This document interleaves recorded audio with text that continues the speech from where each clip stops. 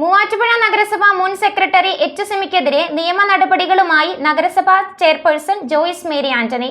വ്യാജവും അപകീർത്തിപരവുമായ ആരോപണങ്ങൾ ഉന്നയിച്ച് പൊതുസമൂഹത്തിലും മാധ്യമങ്ങളിലും പ്രചരണം നടത്തിയെന്ന് ചൂണ്ടിക്കാട്ടിയാണ് ജോയ്സ് മേരി ആന്റണി 50 ലക്ഷം രൂപ നഷ്ടപരിഹാരം ആവശ്യപ്പെട്ട് മാനനഷ്ടത്തിന് നോട്ടീസ് അയച്ചിരിക്കുന്നത്.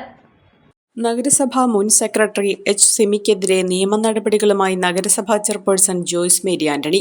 വ്യാജവും അപകീർത്തികരവുമായ ആരോപണങ്ങൾ ഉന്നയിച്ച് പൊതുസമൂഹത്തിലും മാധ്യമങ്ങളിലും പ്രചാരണം നടത്തിയെന്ന് ചൂണ്ടിക്കാട്ടിയാണ് ജോയ്സ് മേരി ആന്റണി മുൻ സെക്രട്ടറി എച്ച് സിമിക്ക് മാനനഷ്ടത്തിന് നോട്ടീസ് അയച്ചത്. 50 ലക്ഷം രൂപ നഷ്ടപരിഹാരം വേണമെന്നാണ് ആവശ്യം.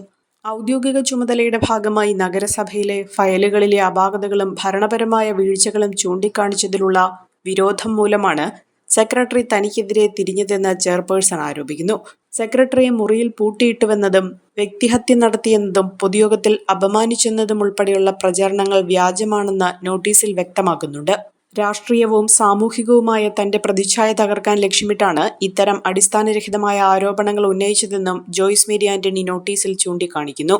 മാനനഷ്ട കേസിൽ നോട്ടീസിന് പുറമെ നഗരസഭാ സെക്രട്ടറിയായിരുന്ന കാലയളവിൽ എച്ച് സിമിയുടെ ഭാഗത്തു നിന്നുണ്ടായ ഔദ്യോഗിക വീഴ്ചകളെക്കുറിച്ച് അന്വേഷിക്കണമെന്നാവശ്യപ്പെട്ട് തദ്ദേശ സ്വയംഭരണ വകുപ്പ് പ്രിൻസിപ്പൽ ഡയറക്ടർക്കും ചെയർപേഴ്സൺ വിശദമായ പരാതി നൽകി.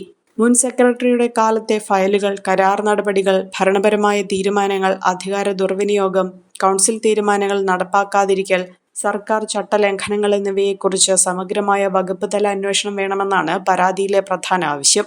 നഗരസഭയിലെ വിവിധ ഫയലുകൾ, കരാർ രേഖകൾ, ഔദ്യോഗിക രേഖകൾ എന്നിവയ്ക്ക് പുറമെ ഓഫീസിലെ CCTV ദൃശ്യങ്ങൾ ഉൾപ്പെടെ പരിശോധിച്ച് സത്യാവസ്ഥ പുറത്തു കൊണ്ടുവരണമെന്നും കുറ്റക്കാരിയായ മുൻ സെക്രട്ടറിക്കെതിരെ നിയമാനുസൃതമായ വകുപ്പ് തല അച്ചടക്ക നടപടികൾ സ്വീകരിക്കണമെന്നും ചെയർപേഴ്സൺ പരാതിയിൽ ആവശ്യപ്പെടുന്നു.